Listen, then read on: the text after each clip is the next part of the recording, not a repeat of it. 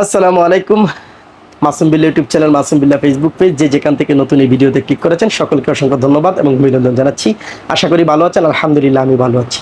বন্ধুরা, আজকের টপিকটা হলো, অনেকেই আমাকে বলছেন যে ভাই, আমরা ভিজিট ভিসায় গিয়ে কি ওই দেশে এমপ্লয়মেন্ট ভিসা লাগাতে পারবো কিনা, ভিজিট ভিসা থেকে নর্মাল ক্যাটাগরির ভিসা হবে কিনা।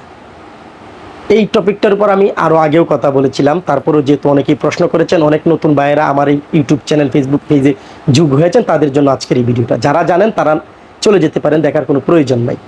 তো ভিডিওটা প্রথম থেকে শেষ পর্যন্ত দেখবেন, ভালো লাগলে লাইক দিয়ে দেবেন, ভালো যদি না লাগে তাহলে দেখতে থাকুন। দেখতে দেখতে ভালো লাগা থেকে ভালোবাসা হয়ে যাবার, অবশ্যই ভালো লাগলে সাবস্ক্রাইব করে নেবেন। যারা সাবস্ক্রাইব করেন তাদেরকে ধন্যবাদ জানাচ্ছি। বন্ধুরা, এই টপিকটার উপর গত কয়েকদিন ধরে আমি ভিডিও আপলোড করে আসতেছি, যে employment visa, labour visa, visit visa, transfer visa, এইগুলো নিয়ে। তো আজকের টপিকটা হলো যে ট্রান্সফার, আপনি বাংলাদেশে আছেন, ভিজিট ভিসায় যাবেন, ভিজিট ভিসায় গিয়ে আপনি এমপ্লয়মেন্ট ভিসা লাগাতে পারবেন কিনা, সেটাই তো আপনি জানতে চাচ্ছেন, তাই না? তো যে ভাইটা জানতে চাচ্ছিলেন আপনাকেও বলছি, আর যারা জানে না তাদেরকেও বলছি। দেখেন, আপনি ভিজিট ভিসায় গিয়ে এমপ্লয়মেন্ট ভিসা যেটা নর্মাল, সেটা কখনোই লাগাতে পারবেন না।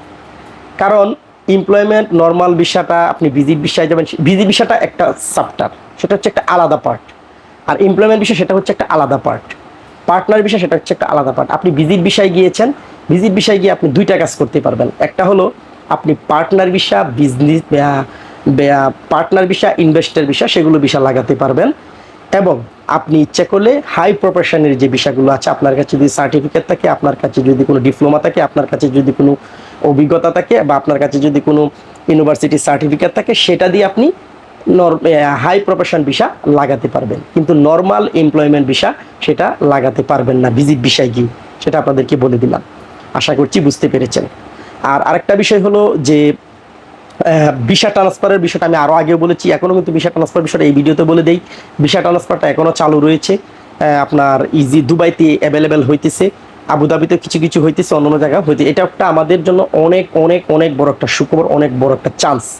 তাই যারা এই বিভিন্ন জায়গায় আছেন এবং চিন্তা করতেছেন অনেকদিন ধরে ট্রান্সফার হবেন, ভালো আপনার অভিজ্ঞতা আছে, ভালো স্যালারি আছে, আপনি ইচ্ছা করলে চেষ্টা করে দেখতে পারেন, অন্য জায়গায় ট্রাই করতে পারেন। তবে আপনার সময় কম হাতে নিয়ে তাড়াহুড়া করে কোনো কিছু করবেন না, কারণ হয়তো আপনি বিপদে পড়ে যেতে পারেন।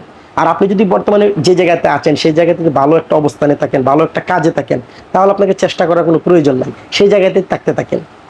কারা ট্রান্সফার হবেন? যারা আপনার সব থেকে বেশি সমস্যায় আছেন, বা অনেকদিন ধরে চেষ্টা করতেছেন, ভালো একটা অফার পেয়েছেন, অফার লেটার পেয়েছেন, তারা চেষ্টা করতে পারেন।